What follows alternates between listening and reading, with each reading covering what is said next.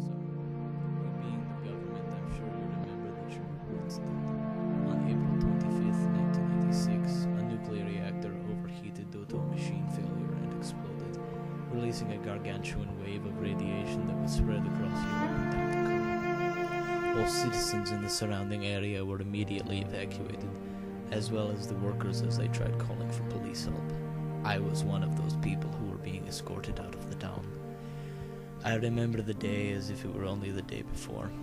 It was 1:23 a.m. in the morning, a normal day to say the least, living next to a nuclear power plant. Suddenly a high-pitched whining alarm cut through the silence of sleep.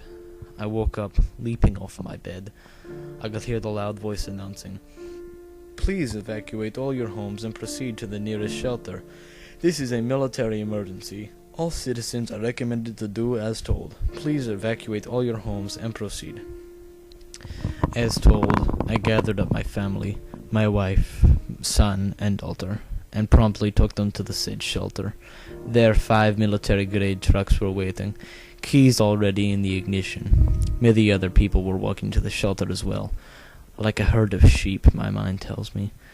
Some soldiers helped us onto the truck and set off. It wasn't until 3 days later that I heard about the actual incident. I was horrified to learn that many had already been exposed to radiation before they got out of Chernobyl. I feared for the family. 2 years passed, and nothing happened. A breath of relief left my lips, but all was not yet over. There was no money for us. There was no house for us. There was no business for us. We slept on the streets. My work as a doctor was crudely put to use as a part-time hospital attendant. It was not enough to put bread on our plates. That was when my family started to show signs of radioactive cancer. I showed negative, the only one of us 4. As much as I tried, as much as I prayed, nothing happened. I nor any other doctor could save them. My family died on June 15th, 1990. I was the only one left.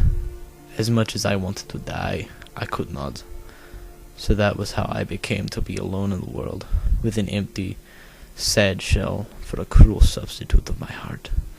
And I blame you. You could have called for help.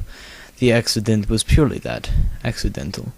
Yet you stayed off calling for aid until 3 days later, until my family was exposed, dead already. Your pride, your arrogance stayed your hand. You thought you could handle it yourself, with the result of being only maybe 20 or so casualties. It turned out to be over 12,000, just because you were too proud. You considered yourself above all others. Oh yes, you tried to fix the damage that has been done. New safety measures on nuclear reactors have passed, but people cannot be remade. Happiness cannot be remade. And that is why I blame you. You killed my family.